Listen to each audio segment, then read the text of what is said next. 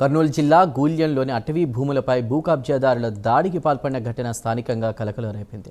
ప్రభుత్వానికి చెందిన అటవీ భూములను చదును చేసి కబ్జా చేసేందుకు ఏకంగా 6 జేసీబీలను రంగంలోకి దింపారు కబ్జాదారులు. వెంటనే అప్రమత్తమైన అటవీ శాఖ అధికారులు 6 జేసీబీలను స్వాధీనం చేసుకుని కేసు నమోదు చేశారు. అయితే ఈ వ్యవహారం వెనుకున్నటువంటి అసలు సూత్రధారులు ఎవరు, యంత్రాలు ఎవరివి, తవ్వకాలకు ఆదేశాలు ఇచ్చింది ఎవరు అనేటువంటి విషయాలపై ఫారెస్ట్ శాఖ అధికారులు లోతుగా విచారణ చేస్తున్నారు.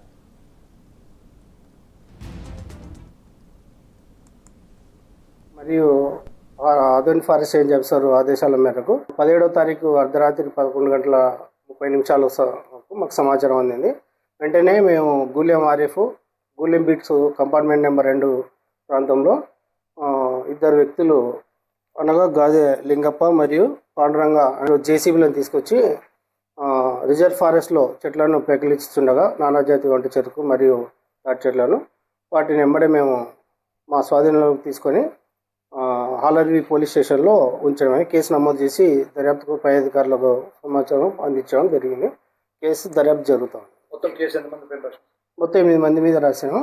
అందులో ఇద్దరు వ్యక్తులు ప్రధానంగా పాండురంగ గాదిలింగప్ప జేసీబీ వాళ్ళని బాడీకి పెంచుకున్నారు. అది దాదాపుగా 280 హెక్టార్లు ఉంది. గూలెం ఆర్ఎఫ్ 1 ఇది మన గూలెం ఆర్ఎఫ్లో అద్దిప స్వామి టెంపుల్ బ్యాక్ సైడ్ జరిగింది. నా సిబ్బంది అయినటువంటి విమల్ కుమారు బాలకృష్ణతో కలిసి మేము దాడి చేసి వాటిని మా స్వాధీనపరుచుకొని కేసు నమోదు చేసాం. మేరకు